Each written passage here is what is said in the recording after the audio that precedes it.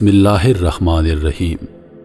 دیکھتی آنکھوں سنتے کانوں آپ سب دوستوں کو روہیل خان کا محبتوں بھرا سلام۔ میں ہوں روہیل خان اور آپ دیکھ رہے ہیں روہیل وائس چینل۔ قبر کی پکار۔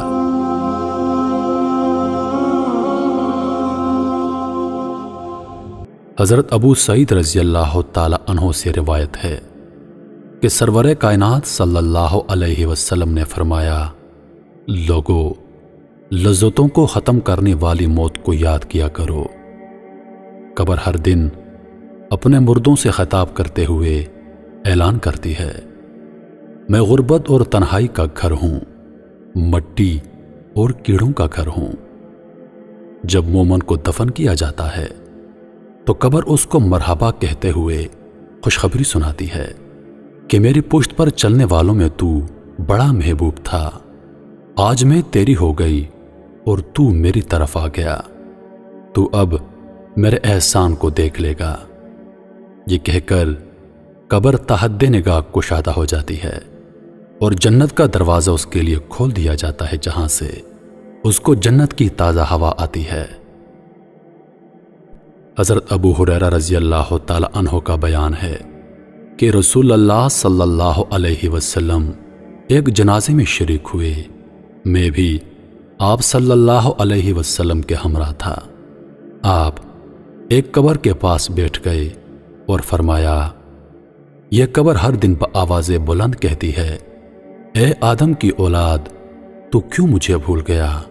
کیا تجھے یہ معلوم نہیں کہ میں تنہائی کا گھر، غربت کا گھر، وحشت کا گھر، کیڑوں مکوڑوں کا گھر ہوں، میں بہت تنگ گھر ہوں، مگر اللہ جس کے لیے کشادگی کا حکم فرمائے گا اس کے لیے کشادہ ہو جاؤں گی۔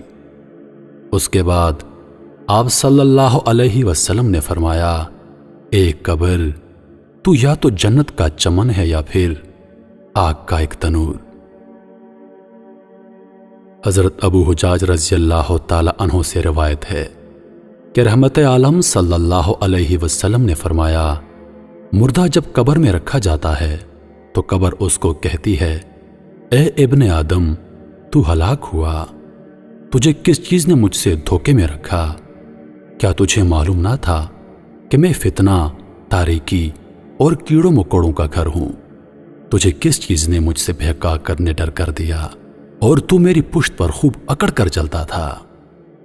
اگر وہ مردہ نیک ہوتا ہے تو اس کی طرف سے قبر کو جواب دینے والے جواب دیتے ہیں، اے قبر، تو دیکھ تو صحیح اس کے اعمال کیسے ہیں، یہ اچھائی اختیار کرتا تھا اور برائی سے باز رہتا تھا۔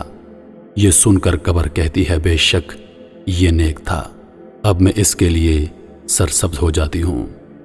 مردے کا جسم اس وقت منور ہو جاتا ہے اور اس کی روح اللہ تعالی کی طرف بھیج دی جاتی ہے۔ حضرت عبداللہ بن عبید رضی اللہ تعالی عنہ سے روایت ہے کہ رسول اللہ صلی اللہ علیہ وسلم نے فرمایا، مردہ قبر میں بیٹھتا ہے اور ان لوگوں کے پیروں کی آواز بھی سنتا ہے جو اس کے جنازے کے ساتھ قبر تک گئے ہوں۔ مردے سے اس کی قبر کہتی ہے، اے ابن آدم، تیری ہلاکت ہو، تو نے میری تنگی، بدبو اور کیڑوں مکوڑوں کا خوف نہیں کیا، اس لیے تو نے ان چیزوں سے بچنے کے لیے تیاری نہ کی۔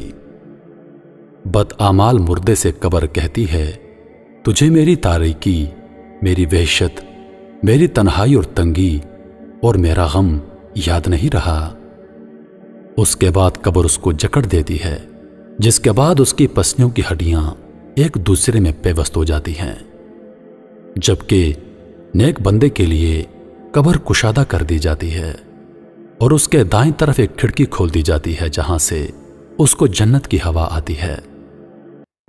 اللہ پاک ہم سب کو قبر کے عذاب سے بچائے اور ہم کو نیک اعمال کرنے کی توفیق عطا فرمائے، آمین یا رب العالمین۔ محترم عزیز دوستو، مزید ایسی ویڈیوز دیکھنے کے لیے ہمارے چینل کو سبسکرائب کریں اور ساتھ میں موجود گھنٹی کے بٹن کو ضرور دبائیں تاکہ ہماری ہر نئی آنے والی ویڈیو سب سے پہلے آپ تک پہنچے۔